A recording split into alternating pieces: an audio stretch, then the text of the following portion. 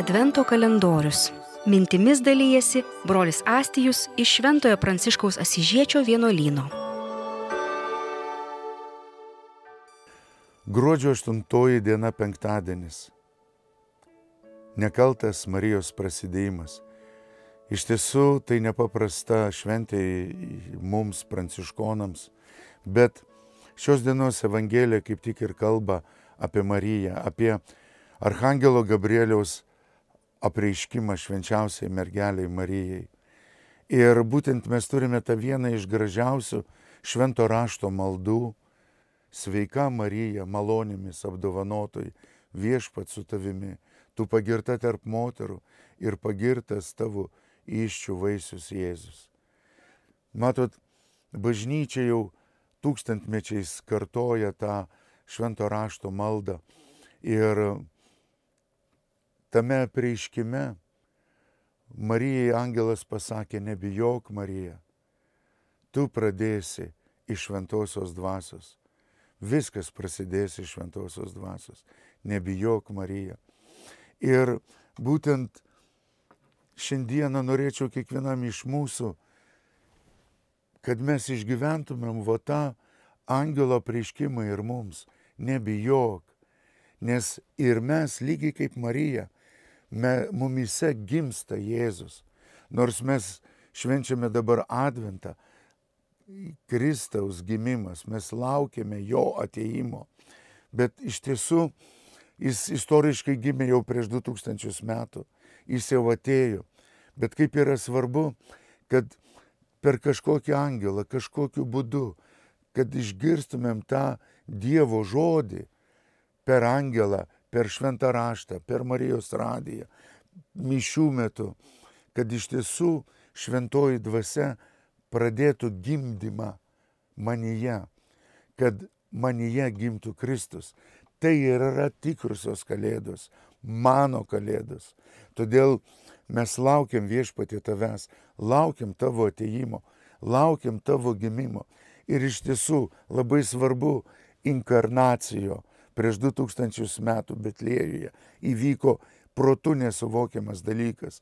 Dievas tapo žmogumi, jis priėmė mūsų gyvenimą, jis priėmė mūsų prigimtį per švenčiausią mergelę Mariją, veikiant šventajai dvasiai. Bet gyvenime yra Dievo troškimas, kad mes priimtumėm jį, kad jis gimtų mumyse. Todėl iš tiesų šį penktadienį linkiu jums, kad Jėzaus atėjimas įvyktų, tas realus, tikrasis, kad mes ne tik tai širdimi, ne tik protu, bet visų kūnų pajustume, jis gimė. Kaip apaštalas Paulius sako, nebe aš gyvenu, bet Kristus gyvena manyje, jis užgimė. Taigi jo atėjimas, mažylėliai, kad jie ateitų viešpats į jūsų širdis, į jūsų gyvenimus, bet konkrečiai, kad jis įsikūnytų jumyse ir kad tos kalėdos tikrai būtų tikroji jums asmeniškai Dievo sūnaus įsikūnymas jūsų gyvenimuose. Tarp kitko, nekaltas prasidėjimas, ta šventė, ta dogma buvo paskelbta ir apginta palaimintojo Jono Dunsos Skoto, garsiojo pranciškonų filosofo ir teologo. Ten 300 atrodo pirmaisiais metais jis apgynė 1301 metais apgynė šią tikėjimo tiesą ir kovojo su mūsų broliais dominikonais, ir tomistai negalėjo priimti tos teologinės minties, nes skirtingi du požiūriai į Kristaus įsikūnymą. Visi pripažįstam Kristaus įsikūnymą, bet mergelės Marijos nekaltas prasidėjimas, kurį po apsireiškimo Liurde, juk Marija Liurde, kai apsireiškė 1800, man atrodo, 53 metais,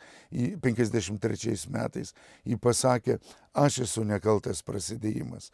Ir tada popiežius paskelbė nekalto prasidėjimo dogmą. Ir labai trumpai, Kas tai yra nekaltasis prasidėjimas? Kaip apsaugojo Dievas Mariją nuo pirmapradės nuodėmės? Pranciškonai, Dunsas Skotas sako, kad dar prieš pasaulio sukūrimą, kaip apaštalas Paulius sako, dar prieš pasaulio sukūrimą, reiškia Dievo sūnus, jis yra pirmgimis, visos kūrinijos pirmgimis. Ir Dievo plane, kalba Dunsas Skotas, kad viešpats prieš kurdamas visą šitą pasaulį, jis yra tas tikrasis Adomo atvaizdas, o Marija yra tikroji Ievos atvaizdas, tikrasis Ievos atvaizdas. Reiškia, Dunsas Skotas sako, kad Dievo kūryboje Marija dar buvo sukurta prieš pasaulio sukūrimą, prieš pasaulio atsiradimą, nes turėjo būti ta vieta, per kurią Dievo sūnus apsireikš pasauliui. Taigi dar nebuvo jokios kūrinijos, dar nebuvo nei Adomo Ievos, dar nebuvo pirmapradės nuodėmės.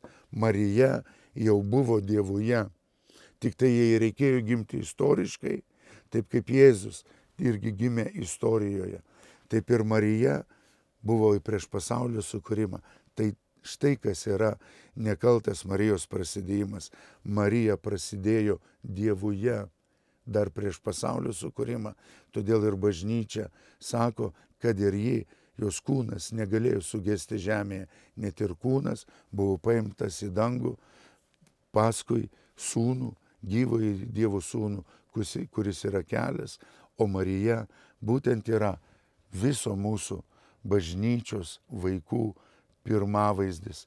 Marija taip pat yra ta, kuri pirmoji eina keliu paskui savo sūnų, Dievo sūnų. Taigi sveikinu jūs šį penktadienį, melskitės į Mariją, kalbėkite Dievo žodį, sveika Marija, malonės pilnoji. Tai yra Dievo žodis. Ir linkiu taip pat šioje dienoje mūsų broliams protestantams pamilti Mariją, nes per ją prasidėjo Kristus iš šventosios dvasios ir jos labiausiai neapkenčia piktoji dvasia. Todėl kalbėkite tą nuostabią švento rašto Dievo žodį, sveika Marija, malonės pilnoji.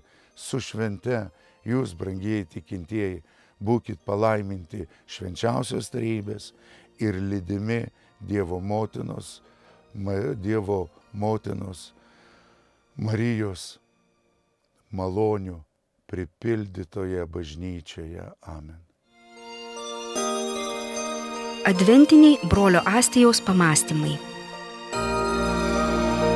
Advento kalendorius.